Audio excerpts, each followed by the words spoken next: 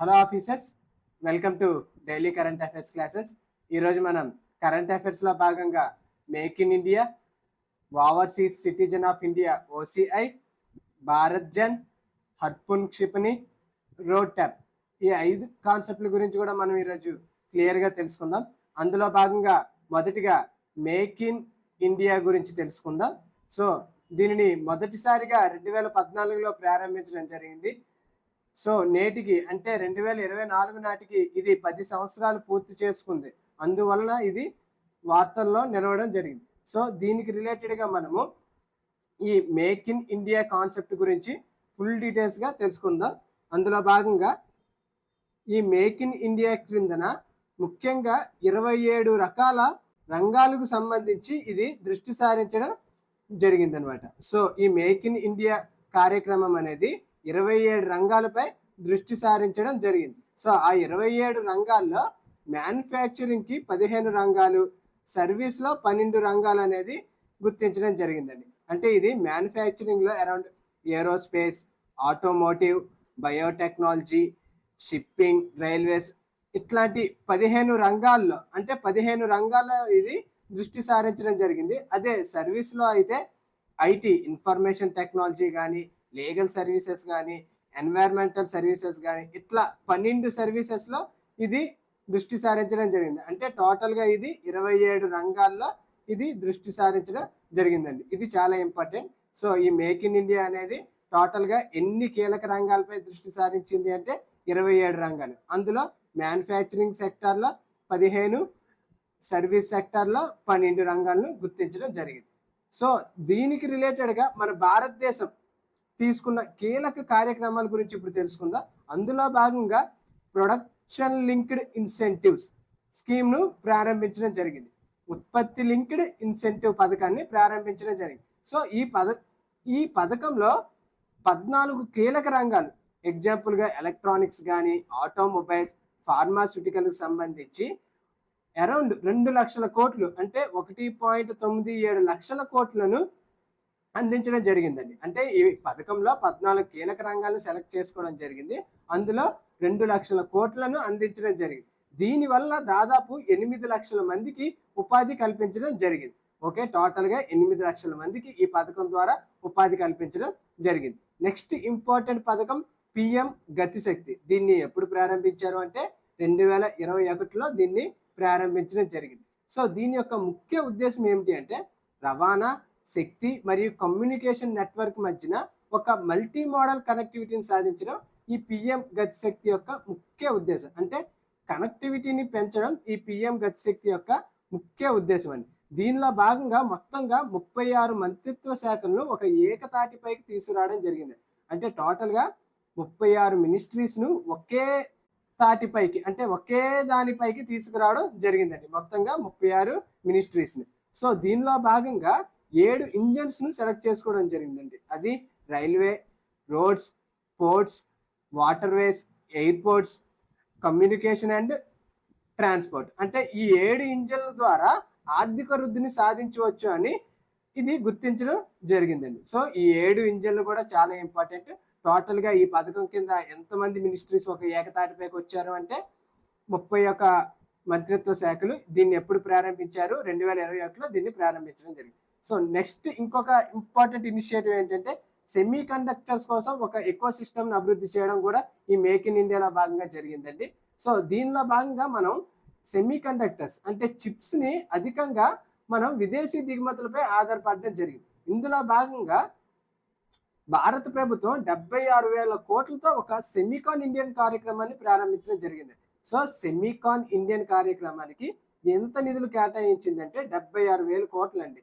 దీనిలో భాగంగా రీసెంట్గా ఇది చాలా ఇంపార్టెంట్, గుజరాత్లోని సనంద్లో ఒక కొత్త సెమీ కండక్టర్ యూనిట్ని ప్రారంభించడం జరిగిందండి. ఎక్కడ అంటే గుజరాత్లో. ఏ ప్లేస్ అంటే సనందలో. ఓకే, గుజరాత్ సనందలో దీన్ని ప్రారంభించడం జరిగింది. దీని ద్వారా ఒక సంవత్సరానికి 60 లక్షల చిప్స్ను తయారు చేయడం ఈ యూనిట్ యొక్క ముఖ్య ఉద్దేశం అండి. ఓకే అండి, ఇది చాలా ఇంపార్టెంట్. గుజరాత్లో దీన్ని ఏర్పాటు చేయడం జరిగింది. Next important national logistic policy అండి. దీన్ని 2022లో ఈ పాలసీని తీసుకురావడం జరిగింది. దీని ద్వారా లాజిస్టిక్స్ ఖర్చులు అంటే ట్రాన్స్పోర్ట్ ఖర్చులు అనేది తగ్గించడం ఈ పాలసీ యొక్క ముఖ్య ఉద్దేశం అండి. సో దీన్ని ఎప్పుడు తీసుకురావడం జరిగింది అంటే 2022లో దీన్ని తీసుకురావడం జరిగింది. Okay, next startup India. దీన్ని 2016లో ప్రారంభించడం జరిగిందండి. స్టార్టప్ ఇండియాను 2016లో ప్రారంభించడం జరిగింది. సో దీనిలో 2024 నాటికి ఈ ఇనిషియేటివ్ ద్వారా భారతదేశం అనేది 3వ అతిపెద్ద స్టార్టప్ పర్యావరణ వ్యవస్థగా కలిగి ఉందండి. ఎన్నోదంటే ప్రపంచంలోనే 3వ అతిపెద్ద స్టార్టప్ పర్యావరణ వ్యవస్థగా కలిగి ఉందండి. అంటే భారతదేశంలో అరౌండ్ 1,50,000 స్టార్టప్స్ అండి, 1,48,931 స్టార్టప్లను డిపిఐఐటి ద్వారా గుర్తించడం జరిగిందండి. ఎన్ని స్టార్టప్స్ అంటే 1,48,931 స్టార్టప్స్ను ఈ డిపిఐఐటి ద్వారా గుర్తించడం జరిగింది. సో నెక్స్ట్ దీనిలో భాగంగా ఇంకొక ఇంపార్టెంట్ రిపోర్ట్ ఏంటంటే is of doing business report అండి. యాక్చువల్గా ఇది 2014లో 142వ స్థానంలో ఈ ఈజ్ ఆఫ్ డూయింగ్ బిజినెస్ రిపోర్ట్లో ఉంటే 2020 నాటికి ఇది 63వ స్థానానికి చేరుకోవడం జరిగిందండి. అంటే భారతదేశం అనేది 2020 నాటికి 63వ స్థానంలో చేరుకోవడం జరిగింది. అంటే భారతదేశ ప్రభుత్వం తీసుకున్న ఇనిషియేటివ్స్ గాను 2014లో 142వ స్థానం నుంచి 2020 నాటికి 63వ స్థానానికి చేరడం జరిగిందండి. ఓకే, ఈ ఎఫ్డిఐలు వీటిని కూడా ఖచ్చితంగా మనం గుర్తుపెట్టుకోవాలి. దీనిలో భాగంగా ఈ మేక్ ఇన్ ఇండియాలో ముఖ్యమైన సవాళ్ళు మనం చూస్తే ఈ గ్లోబల్ మ్యానుఫ్యాక్చరింగ్ ఇండెక్స్లో భారతదేశం అనేది 5వ స్థానంలో నిలవడం జరిగిందండి. అంటే ఈ మ్యానుఫ్యాక్చరింగ్ సెక్టర్లో ప్రపంచంలోనే భారతదేశం 5వ స్థానంలో నిలవడం జరిగింది. అంటే ముందుగా అంటే మనకంటే ముందుగా యుఎస్ఏ, చైనా వంటి దేశాలు మ్యానుఫ్యాక్చరింగ్ రంగంలో అధిక ప్రతిభను చూపిస్తున్నాయండి. అంటే భారతదేశం వీటితో పోలిస్తే చాలా వెనుకబడి ఉంది, మరియు స్కిల్ డెవలప్మెంట్లో కూడా చాలా లోపాలు ఉన్నాయని గుర్తించడం జరిగిందండి. అంటే స్కిల్ రిపోర్ట్ 2024 ప్రకారం భారతదేశంలో అరౌండ్ 60% మందికి తగినంత స్కిల్ లేదని గుర్తించడం జరిగిందండి. నెక్స్ట్ జీడిపిలో కూడా ఈ తయారీ రంగం అనేది చాలా తక్కువగా అంటే అరౌండ్ 17% మాత్రమే సహకారం అందించడం జరిగింది. ఎంత అంటే జీడిపిలో తయారీ రంగ సహకారం ఎంత అంటే 17% మాత్రమే. ఓకే, అది ఫ్రెండ్స్ ఈ మేక్ ఇన్ ఇండియాకు రిలేటెడ్గా ఉన్న కాన్సెప్ట్. నెక్స్ట్ కరెంట్ అఫైర్స్లో ఉన్న ఇంకొక important topic overseas citizen of India concept అండి. తాజాగా న్యూయార్క్లోని భారత్ కాన్సులేట్ అనేది ఈ ఓవర్సీస్ సిటిజన్ ఆఫ్ ఇండియా అంటే ఈ కార్డు హోల్డర్స్ను విదేశీయులుగా వర్గీకరించబడతారని సోషల్ మీడియాలో ప్రచారం చేయడం జరిగిందండి. సో ఈ కాన్సులేట్ అనేది దీన్ని అవాస్తవంగా చెప్పడం జరిగింది, అందువల్ల ఇది వార్తల్లో నిలవడం జరిగిందండి. అంటే ఈ ఓసిఐ కార్డు హోల్డర్స్ను విదేశీయులుగా ప్రకటించబడుతుంది అనే రూమర్ అనేది స్ప్రెడ్ అవడం వల్ల దీనిపై భారత్ కాన్సులేట్ అనేది ఒక నివేదికను అంటే ఒక స్పష్టతను ఇవ్వడం జరిగింది. అందువల్ల ఈ ఓసిఐ అనేది వార్తల్లో నిలవడం జరిగింది. సో మనం ఈ కాన్సెప్ట్కి రిలేటెడ్గా పాలిటీని అంటే సిటిజన్షిప్ని టోటల్గా ఒకసారి చూద్దాం. అందులో భాగంగా సాధారణంగా భారతదేశంలో 2 రకాల ప్రజలు ఉంటారండి. ఒకరు భారత పౌరులు మరియు విదేశీయులు. సో ఈ భారతదేశంలో మొత్తం 2 రకాల ప్రజలు ఉంటారు. అందులో భారత పౌరులు మరియు విదేశీయులు. ఈ విదేశీయుల్లో కూడా 2 రకాలుగా వర్గీకరించబడ్డారండి. అందులో ఒకటి మిత్రదేశ విదేశీయులు, మరొకరు శత్రుదేశ విదేశీయులండి.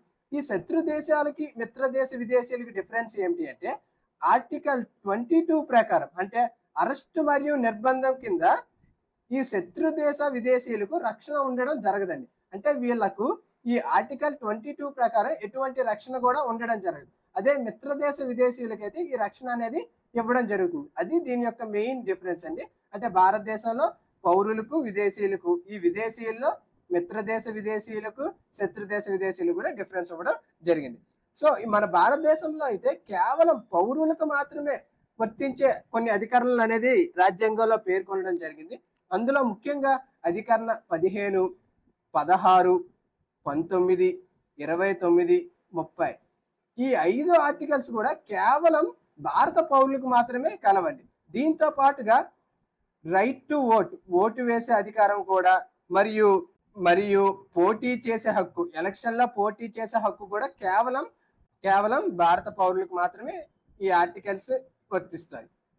నెక్స్ట్ దీనిలో భాగంగా ఇండియాలో కేవలం సింగిల్ సిటిజన్షిప్ మాత్రమే అందించడం జరుగుతుందండి. ఇండియాలో కేవలం సింగిల్ సిటిజన్షిప్ మాత్రమే అందిస్తుంది. కానీ అమెరికా, స్విట్జర్లాండ్, ఆస్ట్రేలియాలో మాత్రం దీనికి డిఫరెంట్గా డ్యూయల్ సిటిజన్షిప్ని అందించడం జరుగుతుంది.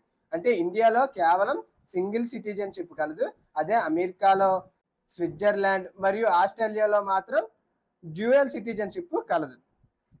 సో మన కాన్స్టిట్యూషన్లో ఈ పౌరసత్వం గురించి ఆర్టికల్ 5 నుంచి ఆర్టికల్ 11 వరకు కూడా పేర్కొనడం జరిగింది. కానీ వీటి గురించి వివరంగా మాత్రం పేర్కొనడం జరగలేదండి. సో అందువలన పార్లమెంట్ అనేది వీటి కోసం అమెండ్మెంట్స్ చేయడం జరిగింది. అందులో భాగంగా మొట్టమొదటి అమెండ్మెంట్ అనేది 1955లో మొట్టమొదటి పౌరసత్వ చట్టం తీసుకురావడం జరిగింది. ఈ పౌరసత్వ చట్టం ఎందుకు తీసుకొచ్చారంటే ఈ కాన్స్టిట్యూషన్ ఈ 5th ఆర్టికల్ నుంచి 11th ఆర్టికల్ వరకు చాలా క్లియర్గా మెన్షన్ చేయడం అనేది జరగలేదండి. చాలా తక్కువగా మెన్షన్ చేయడం జరిగింది.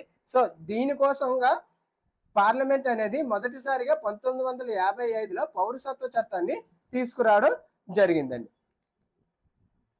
సో ఈ పౌరసత్వ చట్టంలో మొదటిసారిగా కామన్వెల్త్ పౌరసత్వాన్ని కూడా ఈ 1955 చట్టం కల్పించిందండి. కామన్వెల్త్ పౌరసత్వాన్ని కూడా ఈ 1955 పౌరసత్వ చట్టం కల్పించింది. కానీ 2003లో జరిగిన పౌరసత్వ చట్టం సవరణలో దీన్ని రిమూవ్ చేయడం జరిగింది. అంటే ఈ కామన్వెల్త్ పౌరసత్వాన్ని రద్దు చేయడం అనేది ఎప్పుడు జరిగింది అంటే 2003 పౌరసత్వ చట్టంలో దీన్ని రద్దు చేయడం జరిగింది. ఇది చాలా ఇంపార్టెంట్ అండి.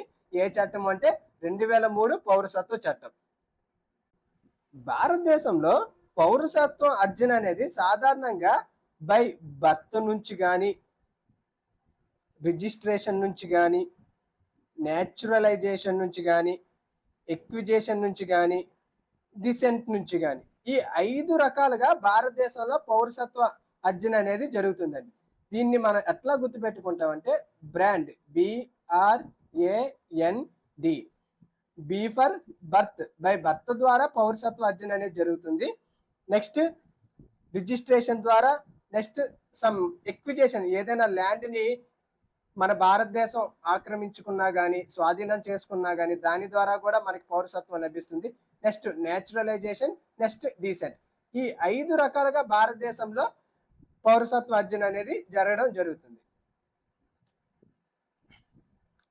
నెక్స్ట్ ఈ పౌరసత్వం రద్దు, భారతదేశంలో పౌరసత్వం రద్దు అనేది 3 రకాలుగా ఉంటుందండి సాధారణంగా. అందులో మొదటిగా రెనౌన్సియేషన్, రెండవది టెర్మినేషన్, మూడవది డిప్రివేషన్. ఈ 3 రకాలుగా భారతదేశంలో పౌరసత్వం రద్దు అనేది సహజంగా ఉండడం జరుగుతుంది. దీనికి రిలేటెడ్గా నెక్స్ట్ ఇంపార్టెంట్ కాన్సెప్ట్ ఏంటంటే OCI గురించి అండి. OCI, overseas citizenship of India. దీనిని మొదటిసారిగా LM సింఘ్వి అధ్యక్షన 2000 సంవత్సరంలో ఒక కమిటీని వేయడం జరిగిందండి. ఎవరి అధ్యక్షన అంటే LM సింఘ్వి అధ్యక్షన. ఏ ఇయర్ అంటే 2000 సంవత్సరంలో ఒక అధ్యక్షతన కమిటీ వేయడం జరిగింది. ఓకే, ఈ కమిటీ అనేది 2002లో తన నివేదికను ఇవ్వడం జరిగింది.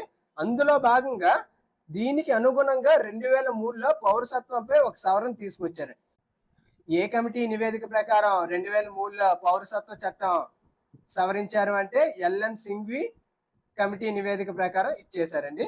సో దీనిలో భాగంగా 16 దేశాలు, అంటే 16 దేశాల్లో భారత సంతతి వ్యక్తులకు OCI కార్డులను మంజూరు చేయడం అమలు చేశారండి. అంటే 16 దేశాల్లో ఉన్న భారతీయులకు మొదటిసారిగా, అంటే 2003లో 16 దేశాల్లో ఉన్న భారతీయులకు ఈ OCI కార్డును మంజూరు చేయడం జరిగింది. ఇందులో పాకిస్తాన్ మరియు బంగ్లాదేశ్ను మినహాయింపు ఇవ్వడం జరిగిందండి. ఓకే, ఈ 16 దేశాల్లో పాకిస్తాన్ మరియు బంగ్లాదేశ్ను మినహాయింపు ఇవ్వడం జరిగింది. సో తరువాత 2015లో ఈ OCI కార్డును మరియు PIO, person of Indian origin, PIO కార్డును రెండింటినీ కూడా మెర్జ్ చేయడం జరిగిందండి. ఎప్పుడు మెర్జ్ చేశారంటే 2015లో ఈ రెండింటిని మెర్జ్ చేయడం జరిగింది. అంటే ఈ PIO అనేది యాక్చువల్గా 2002లో తీసుకురావడం జరిగింది, కానీ 2005 నుంచి దీన్ని అమలు చేయడం జరిగింది. కానీ OCIతో పాటుగా ఈ PIO కూడా సేమ్, రెండు కూడా ఒకే విధులు కలిగి ఉండడం వలన మరియు విదేశీయులు వీటిలో చిన్న కన్ఫ్యూజన్ ఏర్పడడం జరగడం వల్ల 2015లో ఈ రెండింటిని కూడా మెర్జ్ చేస్తూ సవరణ చేయడం అనేది జరిగిందండి. సో ఈ రెండింటిని ఎప్పుడు మెర్జ్ చేశారంటే 2015లో మెర్జ్ చేయడం జరిగింది. సో అసలు యాక్చువల్గా ఈ ఓసిఐ కార్డ్ హోల్డర్స్ యొక్క ముఖ్య బెనిఫిట్స్ ఏంటి? ఈ overseas citizenship of Indian card holders యొక్క బెనిఫిట్స్ ఏంటంటే వీళ్ళు multiple entry life long visa ఉంటుందండి. వీళ్ళకు multiple entry life long visa వీళ్ళకు ఉంటుంది. మరియు భారతదేశంలో పిల్లలను కూడా వీళ్ళకి దత్తత తీసుకునే అధికారం, భారతదేశంలో ల్యాండ్ కొనే అధికారం అంటే ఎక్సెప్ట్ నాన్ అగ్రికల్చర్ ల్యాండ్స్ కూడా వీళ్ళకు కొనే అధికారం అనేది ఉందండి. ముఖ్యంగా ఏంటంటే వీళ్ళకు multiple entry life long visa కలదు. మరియు ల్యాండ్ కూడా భారతదేశంలో వీళ్ళు కొనవచ్చు. మరియు PAN card apply, driving licence కూడా వీరు భారతదేశంలో అప్లై చేసుకోవచ్చు. కొన్ని స్పెషలైజ్డ్ బ్యాంకులో వీళ్ళు బ్యాంక్ అకౌంట్స్ అంటే ట్రేడింగ్ కోసం వీళ్ళు బ్యాంక్ అకౌంట్స్ కూడా ఓపెన్ చేసుకునే అధికారం అనేది భారతదేశం వీళ్ళకి కల్పించడం జరిగింది. సో తాజాగా ఇది ఎందువల్ల న్యూస్ లో ఉందంటే ఈ ఓసిఐ కార్డ్ హోల్డర్స్ ను విదేశీయులుగా ప్రకటిస్తారు అనే రూమర్ వల్ల ఇది న్యూస్ లో నిలవడం జరిగిందండి. ఓకే, నెక్స్ట్ కరెంట్ అఫైర్స్ లో ఉన్న ఇంకొక ఇంపార్టెంట్ టాపిక్ సైన్స్ అండ్ టెక్నాలజీకి రిలేటెడ్ గా ఉన్నది భారత్ జన్. ఈ భారత్ జన్ ను ఎస్ఎన్టి మినిస్ట్రీ వారు ప్రారంభించడం జరిగిందండి. ఏ మినిస్ట్రీ వారు దీన్ని ప్రారంభించారంటే ministry of science and technology. ఇది మేకింగ్ ఏఐ ఇన్ ఇండియా మరియు making AI for India, making AI in India మరియు మేకింగ్ ఏఐ ఫర్ ఇండియా లక్ష్యంతో దీన్ని తీసుకురావడం జరిగింది. సో ఈ భారత్ జన్ ఎవరు తీసుకొచ్చారంటే మినిస్ట్రీ ఆఫ్ ఎస్ఎన్టి. దీని యొక్క లక్ష్యం ఏమిటి అంటే వివిధ భారతీయ భాషల్లో అంటే ఇండియన్ లాంగ్వేజెస్ లో అధిక నాణ్యత గల text to speech, speech to text ఒక మల్టీ మోడల్ కంటెంట్ ను జనరేటివ్ ఏఐ సిస్టమ్ అనమాట, జనరేటివ్ ఏఐ సిస్టమ్ను సృష్టించడం దీని యొక్క ముఖ్య లక్ష్యం అండి. దీన్ని ఇంప్లిమెంట్ చేస్తున్న ఏజెన్సీ ఎవరు అంటే national mission in interdisciplinary cyber physical system. Okay అండి, national mission in interdisciplinary cyber physical system ద్వారా దీన్ని అమలు చేయడం జరుగుతుంది. సో ఇది ఎప్పుడు ఏర్పడిందంటే ఈ మిషన్ అనేది 2018లో ప్రారంభించడం జరిగింది. ఈ మిషన్ ఏ మినిస్ట్రీ ఆధ్వర్యంలో కలదు అంటే మినిస్ట్రీ ఆఫ్ ఎస్ఎన్టి క్రింద గల department of science and technology దీన్ని ఇంప్లిమెంట్ చేయడం జరుగుతుంది. ఓకే, ఈ మిషన్ ను department of science and technology implement చేయడం జరుగుతుంది. సో దీనికి రిలేటెడ్ గా ఏఐ గురించి తెలుసుకుందామండి. అసలు ఏఐ అనేది సాధారణంగా 2 టైప్స్ గా కలదండి. ఒకటి నారో ఏఐ, ఇంకొకటి జనరేటివ్ ఏఐ. సో ఇప్పుడు మనం ఈ జన్లో చూసిన ఏఐ ఈ జనరేటివ్ ఏఐ అండి. ఇది మానవుల వలె చాలా సమర్థవంతంగా పనిచేయడం జరుగుతుంది. ఈ జనరేటివ్ ఏఐ అనేది మానవుల వలె చాలా సమర్థవంతంగా పనిచేయడం జరుగుతుంది. దీనిలో ఇమేజ్ జనరేషన్ కానీ, text generation, music, video, animation అన్నీ కూడా ఈ జనరేటివ్ ఏఐ ద్వారా సాధించవచ్చండి.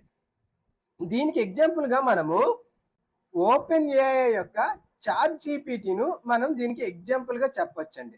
దీనికి ఇంపార్టెంట్ ఎగ్జాంపుల్ ఏంటంటే తాజాగా 2022లో ఓపెన్ ఏఐ తీసుకొచ్చిన చాట్ జీపీటీ, గూగుల్ తీసుకొచ్చిన బార్డ్, BIRD బార్డ్ కానీ, డాలే కానీ, దీనికి ముఖ్యంగా ఈ జనరేటివ్ ఏఐకు మనం ఎగ్జాంపుల్గా చెప్పచ్చు. సో దీనిలో భాగంగా గ్లోబల్ లెవెల్లో ఉన్న కొన్ని ఇనిషియేటివ్స్ని మనం చూద్దాం. అందులో భాగంగా చాలా important initiative global partnership on AI. Global partnership on AI దీన్ని ఎప్పుడు ప్రారంభించారంటే 2020లో దీన్ని ప్రారంభించడం జరిగిందండి. దీనిలో మొత్తంగా ఎన్ని దేశాలు కలవంటే 29 దేశాలు కలవండి. ఈ GPAIలో మొత్తంగా 29 దేశాలు కలవు. ఇందులో ఇండియా కూడా భాగస్వామ్యంగా కలదండి. సో దీనికి 2024 గాను భారతదేశం అనేది లీడ్ చేయడం జరుగుతుంది. భారతదేశం ఆధ్వర్యంలో ఈ సమ్మిట్ ను లీడ్ చేయడం జరుగుతుంది. అందువల్ల ఇది చాలా ఇంపార్టెంట్ అండి, ఎందుకంటే ఇది 2024 భారతదేశం దీనికి లీడ్ చేయడం జరుగుతుంది. సో అందువల్ల ఈ గ్లోబల్ ఇనిషియేటివ్ అనేది చాలా ఇంపార్టెంట్. సో ఈ ఇనిషియేటివ్ లో మోదీ గారు ఐరావత్ గురించి ప్రస్తావించడం జరిగింది. సో ఐరావత్ గురించి మోదీ గారు ప్రస్తావించడం జరిగింది. ఈ ఐరావత్ అనేది 2020లో నీతి ఆయోగ్ చే ప్రారంభించబడింది. ఇది కూడా చాలా ఇంపార్టెంట్. 2020లో ఈ ఐరావత్ అనేది నీతి ఆయోగ్ చే ప్రారంభించబడింది. సో ఇందులో భాగంగానే యువ ఏఐ ఇనిషియేటివ్ ని కూడా ప్రస్తావించడం జరిగిందండి. యువ ఏఐ ఇనిషియేటివ్ ని ప్రస్తావించడం జరిగింది. దీనిని నేషనల్ ఈ గవర్నెన్స్ డివిజన్ మరియు ఇంటెల్ ఇండియా భాగస్వామ్యంతో దీన్ని తీసుకురావడం జరిగింది. ఎవరు అంటే national e governance division, Intel India భాగస్వామ్యంతో దీనిని తీసుకురావడం జరిగింది. సో దీని యొక్క ముఖ్య ఉద్దేశం ఏమిటి అంటే 8 నుండి 12 తరగతులు అంటే 8th to 12th క్లాస్ యొక్క విద్యార్థులకు ఎస్ఎన్టీలో అవగాహన తీసుకురావడం, సైన్స్ అండ్ టెక్నాలజీలో మరియు ఏఐ ఆర్టిఫిషియల్ ఇంటెలిజెన్స్ లో ఒక అవగాహన తీసుకురావడం దీని యొక్క ముఖ్య ఉద్దేశం అండి. సో ఇది కూడా చాలా ఇంపార్టెంట్, యువ ఏఐ ఇనిషియేటివ్. సో ఇంటర్నేషనల్ లో జరిగిన ఇంకొక ఇంపార్టెంట్ సమ్మిట్ ఇంగ్లాండ్ బ్లెచ్లీలో ఏఐ గురించి ఒక భద్రతా సదస్సు జరగడం జరిగిందండి. ఎక్కడ అంటే బ్లెచ్లీలో తొలి అంతర్జాతీయ ఏఐ భద్రతా సదస్సు జరిగింది. ఇది ఎప్పుడు జరిగింది అంటే 2023లో ఇది జరగడం జరిగింది. ఎక్కడ అంటే బ్లెచ్లీ. ఇది ఏ దేశంలో కలదు అంటే ఇంగ్లాండ్ లో కలదు. దీనిలో టోటల్ గా 28 దేశాలు పార్టిసిపేట్ చేయడం జరిగిందండి. టోటల్ గా ఈ సదస్సులో 28 దేశాలు పార్టిసిపేట్ చేసి అందులో యుఎస్ఏ, చైనా, ఇండియా కూడా భాగస్వామ్యంగా పార్టిసిపేట్ చేయడం జరిగింది. సో ఈ సదస్సును కండక్ట్ చేయడం ముఖ్య ఉద్దేశం ఏమిటి అంటే మానవాళి మనుగడకు ఎదురయ్యే సవాళ్ళను ఎదుర్కోవడం గురించి ఈ సదస్సులో చర్చించడం జరిగిందండి. అంటే మానవాళ్ళు మనుగడ కోసం ఎదురయ్యే సవాళ్ళు అంటే ఏఐతో వచ్చే సవాళ్ళను ఎదుర్కోవడం కోసం ఈ సదస్సులో ప్రస్తావించడం జరిగింది. ఓకే, మన ఇండియాలో ఇంపార్టెంట్ మిషన్ ఇంకొకటి ఇండియన్ ఏఐ మిషన్ అండి. Indian AI mission. ఈ మిషన్ కూడా చాలా ఇంపార్టెంట్. ఇది ఎందుకంటే తాజాగా 2024లో దీన్ని ప్రారంభించడం జరిగింది. ఇండియన్ ఏఐ మిషన్ ని ఎప్పుడు ప్రారంభించారు? 2024లో దీన్ని ప్రారంభించడం జరిగింది. ఇది ఏ మినిస్ట్రీ ఆధ్వర్యంలో ప్రారంభించబడింది అంటే ministry of electronics and information technology, mighty. Ministry of electronics and information technology వారి ఆధ్వర్యంలో దీన్ని ప్రారంభించడం జరిగింది. ఎప్పుడు అంటే 2024. దీనిలో భాగంగా 10,000 కోట్లను బడ్జెట్ లో కేటాయింపు చేయడం జరిగిందండి. దీనిలో భాగంగా 10,000 కోట్లను ఈ మిషన్ కు కేటాయింపు చేయడం జరిగింది. దీని యొక్క ముఖ్య లక్ష్యం ఏమిటి అంటే పబ్లిక్ ప్రైవేట్ పార్ట్నర్షిప్ ద్వారా ఏఐను ఆవిష్కరించడం దీని యొక్క ముఖ్య లక్ష్యం అండి. అంటే పిపిపి ద్వారా ఏఐ ఆవిష్కరణలు చేయడం దీని యొక్క ముఖ్య లక్ష్యం. మరియు ఏఐ కంప్యూటర్లకు మౌలిక వసతులు అంటే ఏఐ కంప్యూటరైజేషన్ కు మౌలిక వసతులు కూడా కల్పించడం ఈ మిషన్ యొక్క ముఖ్య లక్ష్యం. అదే అండి దీనికి రిలేటెడ్ గా ఉన్న total AI concept. Next current affairs లో ఉన్న ఇంకొక ఇంపార్టెంట్ మిసైల్ హర్పూన్ మిసైల్. తాజాగా దీనిని United states of America USA వాళ్ళు తైవాన్ కు ఇవ్వడం జరిగిందండి. తైవాన్ కు ఎక్స్పోర్ట్ చేయడం జరిగింది. అందువల్ల ఇది న్యూస్ లో నిలవడం జరిగింది. సో హర్పూన్ మిసైల్ ను ఎవరు తయారు చేస్తున్నారంటే యుఎస్ఏ వాళ్ళు తయారు చేయడం జరుగుతుందండి. దీన్ని తాజాగా ఎవరికి ఎక్స్పోర్ట్ చేశారంటే తైవాన్ కు ఎక్స్పోర్ట్ చేయడం జరిగింది. సో ఇది భారతదేశం కూడా ఈ హర్పూన్ మిసైల్ కలిగి ఉందండి. ఈ హర్పూన్ మిసైల్ భారతదేశంతో సహా 30 కంటే ఎక్కువ దేశాలు ఈ మిసైల్ అనేవి కలిగి ఉన్నాయి. దీన్ని ఏ దేశం అభివృద్ధి చేస్తుందంటే యుఎస్ఏ అనేది ఈ మిసైల్ ను అభివృద్ధి చేయడం జరిగింది. ఓకే, అది ఇందులో చాలా ఇంపార్టెంట్ అండి. ఈ హర్పూన్ మిసైల్ లో దీన్ని ఎవరు అభివృద్ధి చేస్తున్నారంటే యుఎస్ఏ అనేది అభివృద్ధి చేయడం జరిగింది. ఓకే, నెక్స్ట్ కరెంట్ టాపిక్ లో ఉన్న ఇంకొక ఇంపార్టెంట్ పథకం రోడ్ ట్యాప్ పథకం. So remission of duties and tax on export product. ఈ రోడ్ ట్యాప్ స్కీమ్ అనేది తాజాగా వార్తల్లో నిలవడం జరిగింది. ఎందుకంటే ఈ పథకంలో కొన్ని మార్పులను తాజాగా కేంద్ర ప్రభుత్వం ఆమోదించడం జరిగింది. ఆ మార్పుల్లో భాగంగా డొమెస్టిక్ టారిఫ్ ఏరియాకు సెప్టెంబర్ 30, 2025 వరకు పొడిగించడం జరిగిందండి. అంటే ఈ డొమెస్టిక్ టారిఫ్ ఏరియాలకు కొంత ఎగ్జామ్షన్ అనేది ఎక్స్టెండ్ చేయడం జరిగిందండి. ఓకే, అందులో భాగంగా ఆర్గనైజర్ హోల్డర్స్ కూడా ఈ ఎక్స్టెన్షన్ అనేది ఈ సంవత్సరం చివరి వరకు ఎక్స్టెండ్ చేస్తున్నట్టుగా తాజాగా కేంద్ర ప్రభుత్వం పేర్కొనడం జరిగింది. సో దీనికి రిలేటెడ్ గా ఈ పథకం గురించి చూద్దాం. ఈ రోడ్ టెప్ అనగా remission of duties and tax on exported product. దీన్ని ఎప్పుడు ప్రారంభించారంటే 2021లో దీన్ని ప్రారంభించడం జరిగిందండి.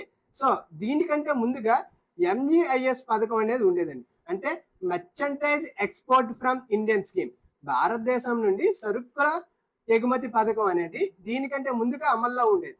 కానీ ఇది వరల్డ్ ట్రేడ్ ఆర్గనైజేషన్ కేసులో భాగంగా దీన్ని రద్దు చేస్తూ ఈ రోడ్ టెప్ ను తీసుకురావడం జరిగింది. సో WTO ఇనిషియేటివ్స్ వలన దీన్ని క్యాన్సిల్ చేస్తూ ఈ రోడ్ ట్యాప్ ను ప్రారంభించడం జరిగిందండి.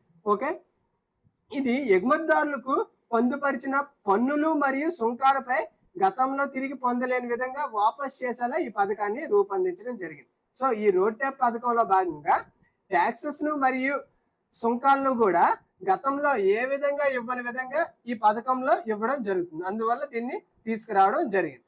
సో దీనివల్ల క్విక్ వెరిఫికేషన్ త్రూ డిజిటైజేషన్, అంటే డిజిటలైజేషన్ ద్వారా చాలా త్వరగా అప్రూవల్ వచ్చే విధంగా ఈ పథకాన్ని తీసుకురావడం జరిగింది. కానీ ఈ పథకం వలన జరిగిన మేజర్ నష్టం ఏమిటి అంటే అమెరికాలో మరియు యూరోపియన్ యూనియన్లో ఈ పథకానికి వ్యతిరేకంగా అంటే కౌంటర్ వెయిలింగ్ డ్యూటీస్ ను అమలు చేయడం జరుగుతుందండి. అంటే దీనికి రిలేటెడ్ గా ఏంటి అంటే భారతదేశం నుంచి ఎక్స్పోర్ట్ అయ్యే వస్తువులకు ఈ రోడ్ టెప్ అనేది అమలు చేయడం జరుగుతుంది. అంటే ఈ వస్తువులు అనేది ఇంటర్నేషనల్ మార్కెట్ లో కొంచెం చీప్ గా అనేది అవైలబిలిటీలో ఉంటున్నాయి. ఎందువల్ల అంటే భారతదేశంలో వీటికి కొంచెం రెమిషన్ ఫ్రీ ఉండడం వల్ల తక్కువ కాస్ట్ గా భారతదేశంలో తయారవుతుంది. అందువల్ల విదేశాల్లో కూడా అక్కడ మార్కెట్ కంటే తక్కువగా వీటిని అమ్మడం జరుగుతుంది. సో అందువల్ల ఈ యుఎస్ మరియు EU అనేవి ఏం చేస్తున్నాయి అంటే వీటిపై అధికంగా కౌంటర్ వెయిలింగ్ డ్యూటీస్, అంటే యాంటీ డంపింగ్ డ్యూటీతో పాటుగా, అంటే యాంటీ డంపింగ్ డ్యూటీ మరియు కౌంటర్ వెయిలింగ్ డ్యూటీ ఈ రెండింటికి కూడా డిఫరెన్స్ ఉంది. అందులో భాగంగా ఈ కౌంటర్ వెయిలింగ్ డ్యూటీస్ ని ఈ రోడ్ టెప్ లో భాగంగా ఈ వస్తువులకు వేయడం జరుగుతుందండి. అందువల్ల ఈ వస్తువులకు ఉండే వాల్యూ అనేది కొంచెం అధికంగా ఉండడం జరుగుతుంది. ఓకే, అది ఫ్రెండ్స్ ఈరోజు కరెంట్ అఫైర్స్ లో ఉన్న ఇంపార్టెంట్ టాపిక్స్. ఈ పీడిఎఫ్ ని బోత్ ఇంగ్లీష్ అండ్ తెలుగులో కూడా వీడియో కింద ఉన్న డిస్క్రిప్షన్ లో టెలిగ్రామ్ ఛానల్ మెన్షన్ చేయడం జరిగింది. ఆ టెలిగ్రామ్ ఛానల్లో ఈ పీడిఎఫ్ ను అప్లోడ్ చేస్తున్నా. Thank you for watching.